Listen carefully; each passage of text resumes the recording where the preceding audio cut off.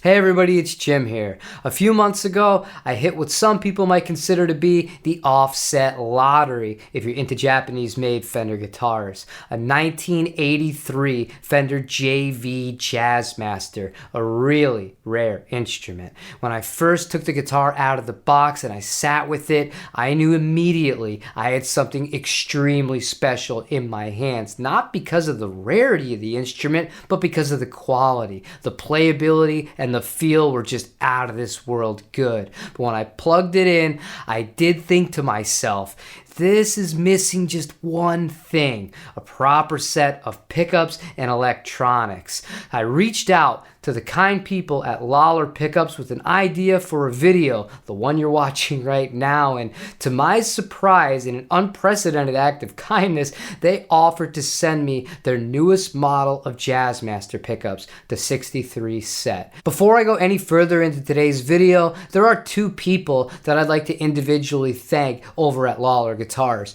Jimmy is the one that initially responded to my request and greenlit this whole project to begin with. He then put me into contact with Mike. Mike made sure that I had all of the components with the correct values and specs that I would need to make this a reality. So, to both of you and everybody at Lollar Guitars, thank you for this opportunity. Going into this project, there was one thing that was extremely important to me, and that was keeping the stock pickups and the electrical components all together. What I wanted to do was remove the one ground connection from the guitar itself and then place the stock electronics into a different pick guard, make a whole new wiring harness from scratch, and go from there. That way, if I ever did want to put the stock electronics back into the guitar, it'd be a very easy job. But that left me with a bit of a harder job because I had to wire this thing from scratch. Fortunately for me, I've worked on a lot of offset guitars, so it really wasn't that intimidating of a job. From start to finish, it took just about an hour and a half, and we were up and in business.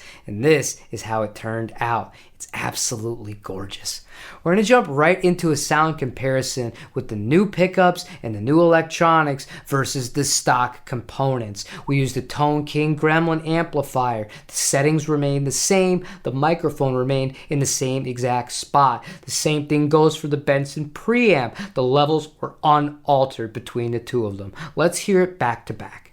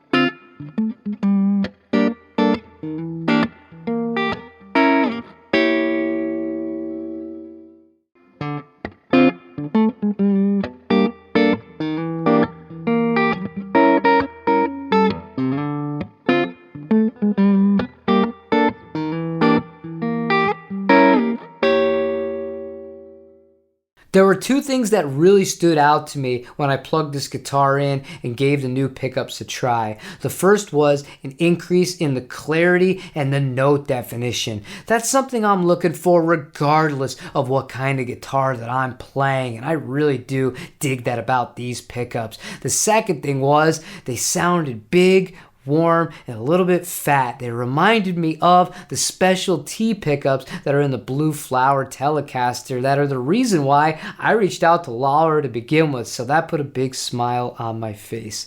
Now, before we do any more talking, we're going to give this some more run through and testing. We're going to be using the same amplifier, the Tone King Gremlin. We're going to mic it up by the SM57. We're still going to use the Benson preamp for some drive, the Strymon Volante for a little bit of reverb and a splash of delay. However, we do have a new pedal that we're going to be testing today with this guitar, and that is the Brown Amplification Protein.